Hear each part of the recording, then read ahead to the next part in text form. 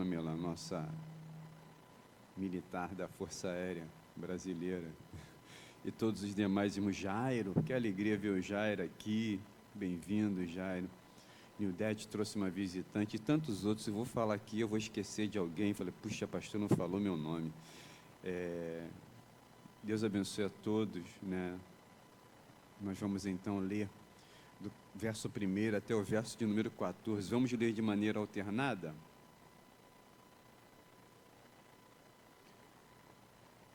Eu não aguentaria, Henrique, ficar 2 dias fora de casa. Quando eu viajava pela aeronáutica, 3 dias eu já estava doido para vir embora. Nossa, mas é o trabalho. Vamos ler então de maneira alternada. Eu lerei o primeiro verso, os irmãos o segundo, e vamos até o verso de número 14. Veio sobre mim a palavra do Senhor, e Ele me levou pelo Espírito do Senhor e me deixou no meio de um vale que estava cheio de ossos.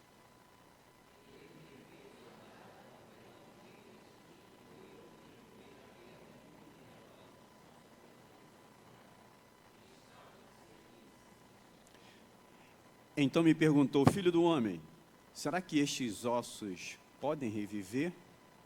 Respondi, Senhor, Deus, Tu sabes.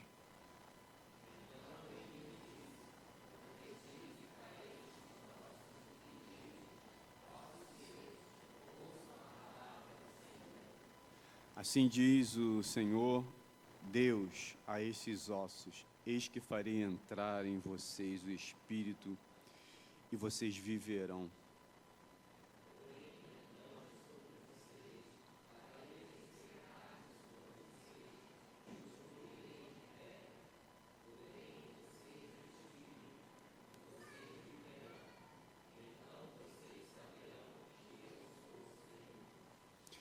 Então profetizei, como lhe havia sido ordenado.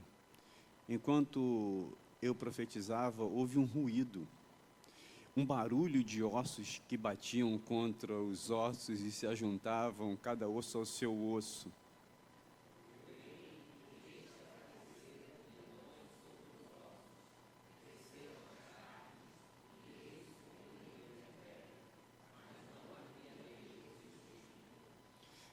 Então ele me disse, profetize ao Espírito, profetize, filho do homem, e diga ao Espírito, assim diz o Senhor Deus, venha dos 4 ventos, ó Espírito, e sopre estes mortos para que vivam.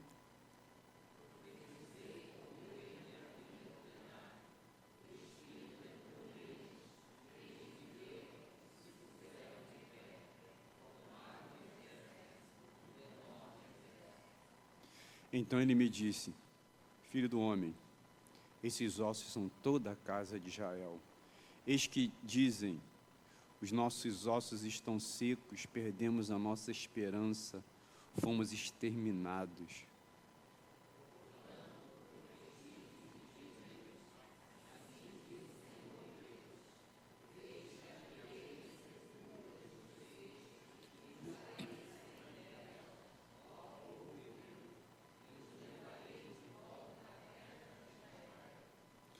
Vocês saberão que eu sou o Senhor, quando eu abrir as sepulturas de vocês e os fazer sair delas, ó povo meu.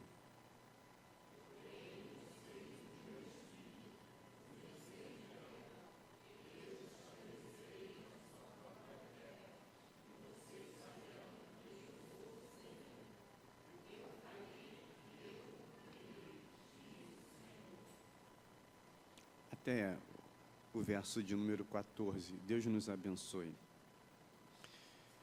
Imagine uma cena como essa, e essa é exatamente a visão que o profeta Ezequiel tem. Imagine você chegar num lugar, num deserto, e ter essa visão impressionante. E é importante nós entendermos que esta é uma visão, o Espírito Santo, conforme diz a palavra do Senhor, dá ao profeta Ezequiel essa visão deste lugar, este lugar que mostra uma realidade caótica, onde você percebe e vê numerosos ossos. Eu já tive um desagrado de, por exemplo, ir para fazer alguns sepultamentos, e às vezes o coveiro, por ele estar tão acostumado com aquilo que ele faz diariamente, ele não percebe, por exemplo, o incômodo que talvez traga para muitos. A gente, por exemplo, vê, às vezes, aquela caixinha de ossos de pessoas, normalmente são dos nossos entes queridos, juntados numa caixinha, a gente vê aquele osso, e às vezes dói para a gente, apesar de saber que não está mais ali, mas o quanto dói a gente ter aquela visão. Essa visão que Deus dá ao profeta Ezequiel, uma visão impressionante das Escrituras Sagradas. E se você puder perceber um pouco os detalhes, vai entender que não eram apenas mortos. O texto vai nos dizer que eram ossos sequíssimos. Ou seja, nós estamos falando, quando a gente tem essa percepção de ossos sequíssimos, então a gente entende a questão temporal, ou seja, aquela situação ali de morte, ela é longa, prolongada, né? Tem alguns corpos humanos que levam muito tempo para se decompor, para virar ossos, né? Então a gente está tendo a ideia e uma visão de um sinal de uma morte muito longa, prolongada. E quando a gente tem essa percepção de uma morte muito longa e prolongada, nos dá a ideia de uma ausência total, de uma desesperança plena, ou seja, não há mais hipótese alguma do que se fazer. É um cenário caótico, onde não existe a mínima esperança, a mínima possibilidade. Às vezes, queridos irmãos, quando a gente se depara com um ente querido falecido, isso foi uma experiência ruim para mim, porque quando eu fui encontrar meu pai falecido na cama, a primeira coisa que eu fiz foi sacudir ele, para acordar ele, porque a impressão era ainda que poderia se ter a esperança de que ele pudesse acordar. Depois de uma insistência de alguns minutos, eu percebi que ele efetivamente tinha falecido. Essa realidade aqui é uma realidade onde não se tem nenhuma esperança. E é dentro dessa realidade aqui que o Senhor pergunta ao profeta: filho do homem, poderão viver esses ossos? Será que há perspectiva alguma de mudança dessa realidade, Ezequiel? E Ezequiel muito sabiamente responde: Senhor, tu sabes. E quando Deus recebe essa resposta de Ezequiel, Ezequiel transmite não apenas conhecimento, não é algo, mas é poder para mudar toda aquela realidade. Meus amados irmãos, essa realidade, analogicamente, nos apresenta um quadro de decadência, de crises profundas, onde tudo parece perdido, onde a gente não tem mais perspectiva, esperança. Me parece que isso é uma realidade muito presente na nossa vida.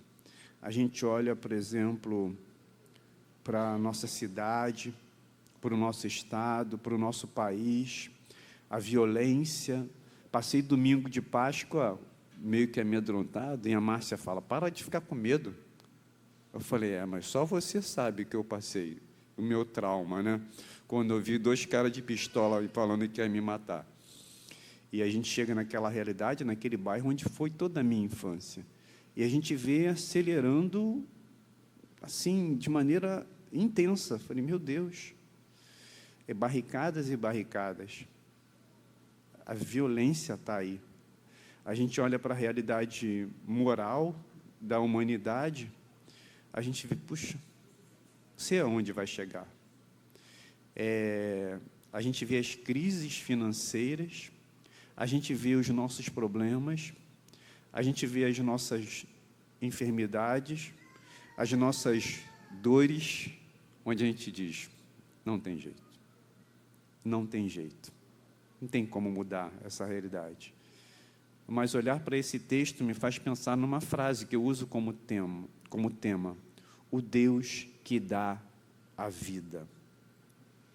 Nós, como reformados bíblicos que somos, cremos na soberania absoluta de Deus. E isso nos faz crer, nos faz pensar e entender o poder da palavra, da profecia. Não existe, queridos irmãos, nada que possa mudar a realidade do que o ensino, do que a profecia, do que a revelação das Escrituras Sagradas. Nós cremos no poder da palavra de Deus. Não cremos no que é místico, que vai fazer com que as coisas mudem, mas nós cremos na palavra. Por isso que o Espírito Santo, Deus, leva Ezequiel para aquele lugar, vê aquela realidade e diz para Ezequiel o seguinte: Ezequiel, profetiza, prega a palavra. Ele é levado pelo Espírito àquele lugar, e nessa superfície de vales sequíssimos, cenário de morte prolongada, sinal, conforme disse anteriormente, de desesperança, trazendo uma realidade mais contemporânea nossa.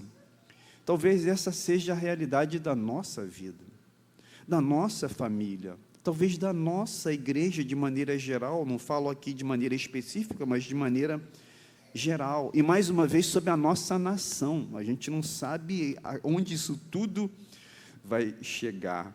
A situação então é de desolação e às vezes de abatimento no sentido de que a gente olha e não vê nenhuma perspectiva, nenhuma esperança de que isso tudo vai mudar. Mas tudo pode mudar. Deus mudou a nossa vida. Conforme Efésios, capítulo de número 2, verso 1, vai dizer o seguinte: e Ele vos deu vida, estando vós mortos nos vossos delitos e pecados, nos quais andastes outrora, segundo o filho da obediência, segundo o príncipe da potestade do ar. Nós estávamos mortos, e o que mudou a nossa vida, nós que estávamos mortos espiritualmente, foi a palavra de Deus, foi a profecia que nos trouxe essa realidade. E essa pergunta, ela é uma pergunta que precisa estar bem clara para a gente. Filho do homem, poderão viver esses ossos? Conforme disse, Ezequiel responde: o Senhor, só o Senhor sabe. Ezequiel reconhece a sua limitação, mas ele reconhece a sua limitação, mas confia na soberania, na onisciência e no poder de Deus. Mesmo quando, queridos irmãos, nós não vemos possibilidades humanas, Deus tem poder para trazer vida ao que está morto. Conforme disse, nós não acreditamos nas técnicas, nós não acreditamos nas estratégias humanas, nós não acreditamos nos marketings que se fazem nas igrejas, mas nós acreditamos na fiel pregação das Escrituras Sagradas, pois somente as Escrituras Sagradas vai dar vida a morto. Porque senão, talvez a gente tenha em alguns lugares, com técnicas, com aparatos humanos, onde a gente só vai ter grande quantidade, mas de ossos, pessoas sem vida. Deus ordena ao profeta, profetiza, prega a palavra. Queridos irmãos, que estranheza falar para um profeta, pregar no lugar onde só tem morto, onde só tem pessoas que são ossos sequíssimos. Mas Deus fala veementemente para o profeta na primeira vez, dizendo: Ezequiel, profetiza. Essa é uma realidade que a gente precisa pensar aqui, sabe? Porque às vezes você não vê perspectiva. Você olha e você vê esse vale de ossos secos. E você pensa: eu vou pregar para isso? Para essa realidade? Não tem como mudar essa realidade. Não tem perspectiva nenhuma de eu acreditar que isso pode mudar. Talvez é uma realidade que você esteja vivendo, que você esteja passando, e que você já não tem mais ânimo e vigor e disposição e crença de que aquilo pode mudar. Mas o Espírito Santo, às vezes, nos leva para lugares e nos diz: profetiza. E então, essa palavra é proclamada, e diz o texto que no primeiro momento começa a haver um barulho, um ruído, um movimento, os ossos começam a se juntar, os nervos e as carnes começam a crescer, e então começam a acontecer algumas coisas, mas ainda não tem vida, mas começa a ter um movimento. Então vem a segunda ordem de Deus para Ezequiel. Ezequiel, profetiza ao Espírito, para que o Espírito de Deus sopra sobre aqueles corpos, até que então eles começam a se tornar um exército de pé, e um exército grande e poderoso. Existe uma coisa que a gente precisa entender, irmãos, é o processo. Precisamos entender o processo, porque a gente quer resultados.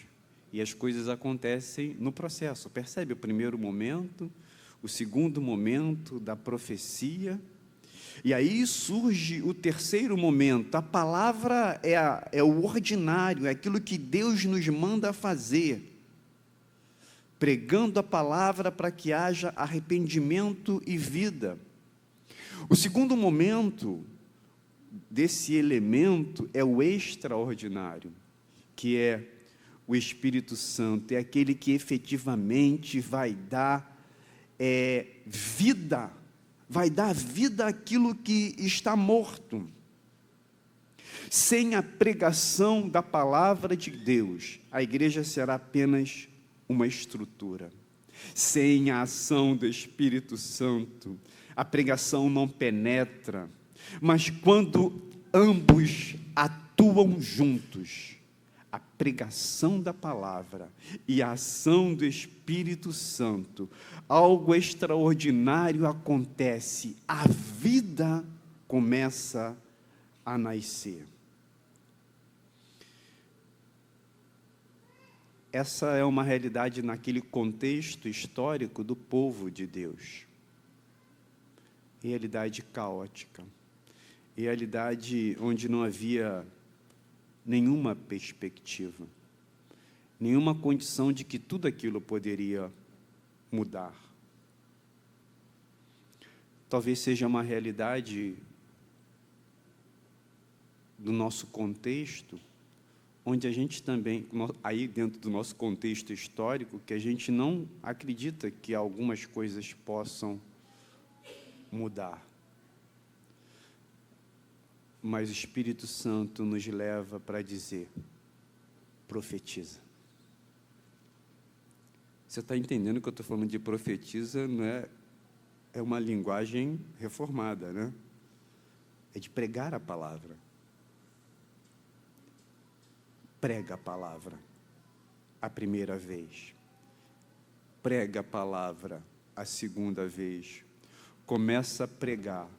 Porque a Bíblia fala que a palavra de Deus, ela não é em vão. O que você está fazendo, o que você está anunciando, diz as Escrituras que a minha palavra, ela nunca volta vazia. E é importante, então, queridos irmãos, entendermos que precisamos perseverar diante da realidade do mundo, da vida. Deus colocou aqui a igreja que é anunciadora, que é proclamadora, que é que vai profetizar, que é que vai pregar a palavra diante da realidade do mundo, do bairro, da cidade, do estado, do país, da nossa vida e de outras vidas que estão em torno de nós, sem perspectiva, sem esperança, sem alegria, como ossos secos. Deus fala para a gente: profetiza, profetiza, prega as Escrituras sagradas, porque quem vai completar e vai fazer que o extraordinário aconteça é o Espírito Santo.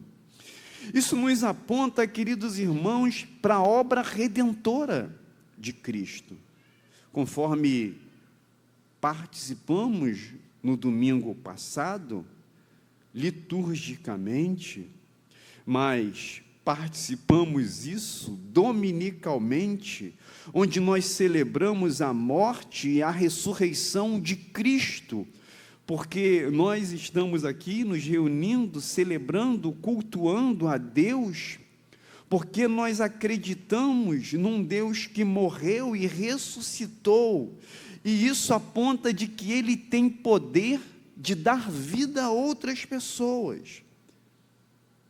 Então, meu irmão, minha irmã, profetiza, prega a palavra de Deus, porque a única esperança para essa geração é o Evangelho. E o Evangelho pregado com autenticidade, com verdade, segundo as Escrituras sagradas. Se nós somos uma igreja que primamos pelas Escrituras sagradas, pela fidelidade a ela, então precisamos pregar, porque é a palavra de Deus que transforma morte em vida. Essa é a nossa esperança. Nós cremos na suficiência da palavra de Deus e na atuação e na manifestação do poder de Deus. Concluindo, estou me acostumando, está bonitinho, mas tem hora que dá um puf, né? Não desanime. Não desanime diante da morte que está à tua volta. Não desanime diante do caos que o cerca, da desesperança, da dor que às vezes nos toma, nos invade. Olhar, por exemplo, para a realidade do lugar onde eu vivi, me faz às vezes pensar de que a polícia devia de entrar ali e acabar com tudo aquilo. Mas não vai trazer solução. A solução é o Evangelho, é a igreja, é a palavra de Deus que pode dar vida àqueles que também são reféns de uma situação do mundo. Permaneça, então, fiel às Escrituras Sagradas. A proclamação dela, mesmo que os ossos possam parecer surdos, mesmo que possa parecer uma loucura pregar num lugar onde só tem ossos sequíssimos, nós cremos no agir do Espírito Santo. nós ainda cremos no avivamento, ainda cremos na manifestação do poder do Espírito Santo de maneira extraordinária. Não estou falando de emocionalismo, eu estou falando da ação do Espírito Santo de Deus. Quero terminar dizendo o seguinte: confie em Deus, porque Ele age no meio do vale. Ele transforma ossos sequíssimos em um exército poderoso. O Deus que dá vida. E essa vida, ela vem pela palavra de Deus. O Deus que dá vida a você que está aqui, triste, vivendo um problema na sua família, no seu casamento, no seu lar, alguma situação que tem te atravessado. A palavra de Deus, ela te dá vida. A palavra de Deus, ela te transforma. A palavra de Deus, ela cura. A palavra de Deus, ela ressuscita.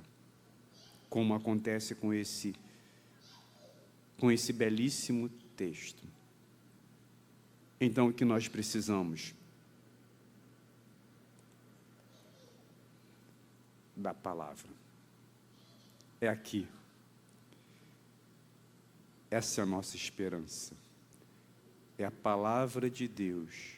Anunciarmos tudo aquilo que ficou registrado dos feitos de Deus, das ações de Deus. Anunciar de um Deus que ainda não mudou e que não mudará. Ele é o mesmo. Ele é aquele que fez, que faz e que fará. Vamos ficar em pé.